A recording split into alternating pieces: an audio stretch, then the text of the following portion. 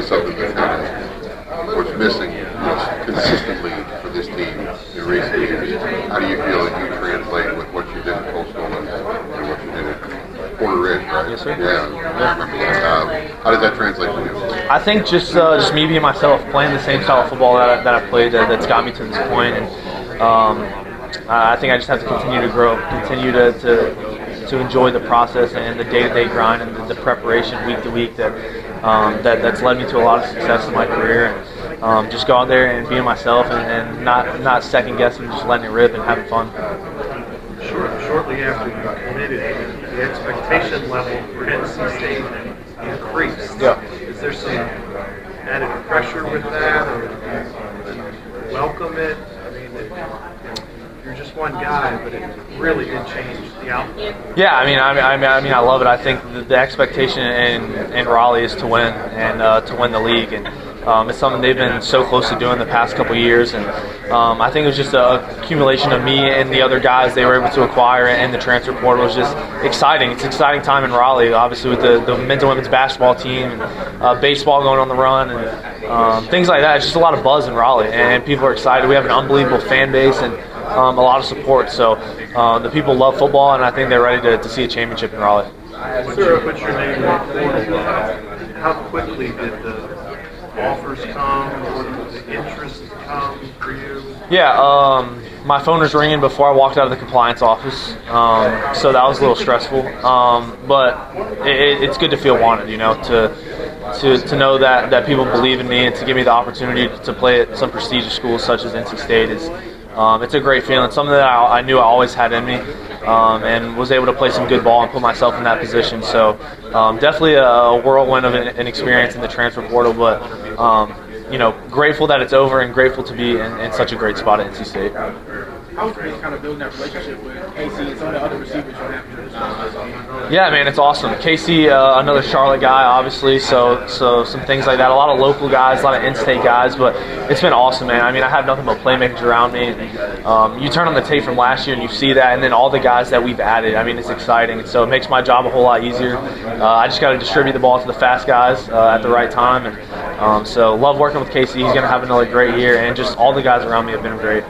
Yeah, you and Coach with the pressure of complementing the defense with some good offense this year. Kind of have you and the other offensive guys kind of approach that this offseason, and how you guys plan on dealing with that during this year? Yeah, I think it started in the spring, and with iron sharpening iron, it's something that Coach talks about all the time. And there's always been strong defense in Raleigh, and just competing against those guys every day and making each other better. The competition level is extremely high every day, and we know there's a lot of expectation on the offensive side of the ball, and we've been working extremely hard to be able to execute at the highest level possible. So really excited to get going and to be under center. Really excited. So Grayson, I know you're new to the ACC conference. What do you know about the UNC-NC State rivalry? Man, not too much. I know it's a lot of good football games. Was able to go to the UNC-NC State basketball games. That was cool. Y'all got us in that one, obviously, but yeah, man, excited for it. We get to come to you guys this year, so looking forward to it, and good to see you, brother. Absolutely. Myrtle Beach guy right here, Myrtle Beach. I know you and Coach have both talked about winning the ACC. In the first year of the 12-team playoff, how much excitement is there from a player level that you don't have to get into the top four to get into that thing, and it's going to open the door for a lot more teams that have a chance? Yeah, I mean, I think it's exciting for a lot of programs. Smaller schools, these G5 schools that go and have these crazy runs. It was the Coastal in 2020, and it was the Liberty team last year that was able to go and do it. There's so much room for opportunity. You go and handle your business in your league, and you get an unbelievable opportunity to do something that's really never been done before, that's been able to be done before. So it's definitely exciting. We know that it's still a week-to-week process, and it's something that we can't just solely focus on. But at the end of the day, we know if we take care of our business, take care of the league, that we have an unbelievable opportunity.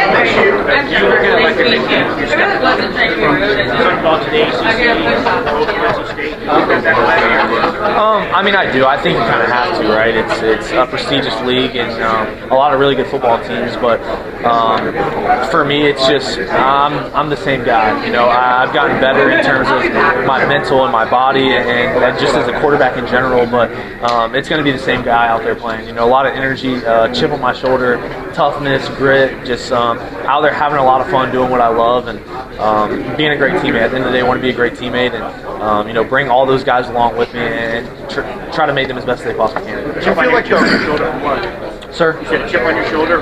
Yeah, I think it's just kind of been my blueprint growing up. You know, coming out of high school, won a lot of football games, put a lot of really good stuff on tape, and had, you know, four offers coming out, and then you know, get the opportunity to go play at Coastal Carolina, have 3 really good years, play a lot of really good football, win a lot of big football games, and just kind of still flying under the radar. You know, just kind of still feel a little disrespected, like I don't exactly get the respect that I deserve. And, you know, that's why I'm here. I'm here at NC State to prove that, and to be the best quarterback and the best leader that this team needs. So just kind of always been my mantra and my style of play to have that chip on my shoulder. Do you feel like the mullet is a source of power? I do. Yeah, I think so. Whenever I showed up in Raleigh and I didn't have the mullet, guys were a little confused. So got a lot of mullet requests. So I guess we're gonna let it fly one more time. How much longer will it get?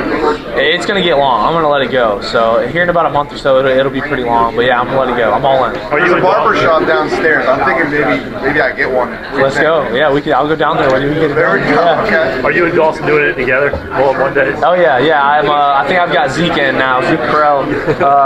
He's got his growing out, so we just gotta shape up the sides, and hopefully he'll be in with you too. What do you think of all the weapons that they've assembled around you?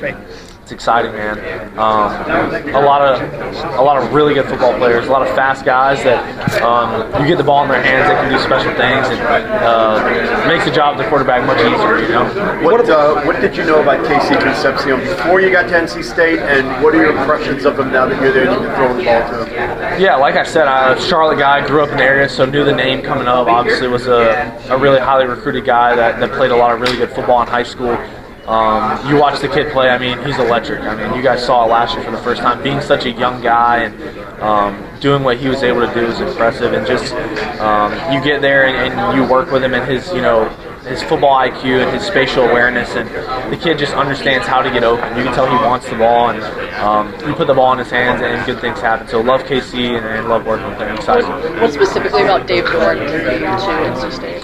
Yeah, I think it was important for me in the process to find a program that had a standard, you know, set in stone, and a coach that has some stability that's been there for a long time. And obviously, Coach Doran going into year 12 now, I believe. The program and the standard set, and having a coach like that to lean on, a guy that knows the area and knows the university like the back of his hand, it's important for me. So I love Coach Doran and love his coaching style and how he goes about his business. So what about the differences in scheme from Coastal heading into NC State?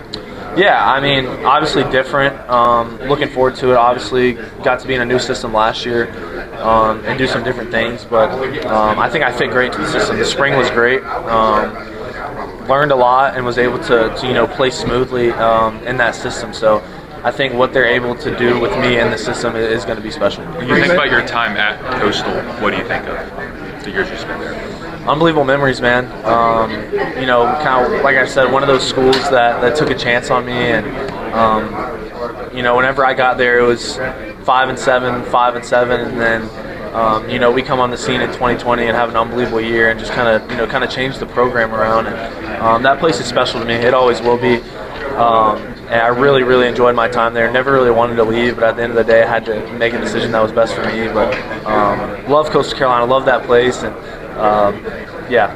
You mentioned 2020. How frustrating was it to you and your teammates to not even really be considered for the playoff? And now that it is at 12 teams, I have to think you are a proponent. Yeah, I mean, you know, understandable, right? Like, you put in strength of schedule and all those things like that, like, understandable. We had a good football team that won some big games, and you know, something that we were looking forward to, and obviously, you know, won the league that year and played with some unbelievable guys, had a lot of talent on that team, but you look at it now and the landscape of it now, you know, if a team goes and does that, I mean, the possibilities are endless and the opportunities just roll in. So definitely wish we would have got that opportunity, but, you know, definitely looking forward and excited for this year.